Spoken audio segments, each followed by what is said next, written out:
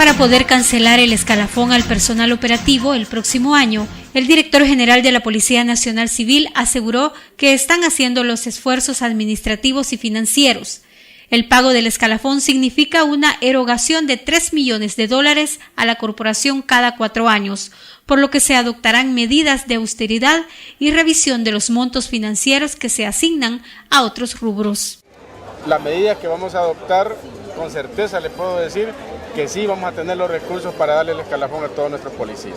Revisando algunos servicios como el de telefonía, el consumo de papel, que no se imprima colores, varias medidas de austeridad, evitar los viajes, por ejemplo, cuando se tiene que cancelar la policía, el transporte.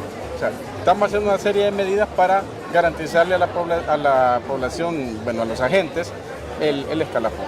Por otra parte, el funcionario aclaró que no se ha realizado ningún incremento salarial a los niveles ejecutivo y superior, sino que se ha hecho un reajuste en los salarios, ya que existía disparidad, porque a algunos jefes se les cancelaba por cargo y no por su categoría. Que lo que se ha dado es un ordenamiento salarial. Lo que pasa es que a veces es complicado quizás poderlo captar. Y aquí lo que tenemos nosotros, teníamos 2 sistemas de pago.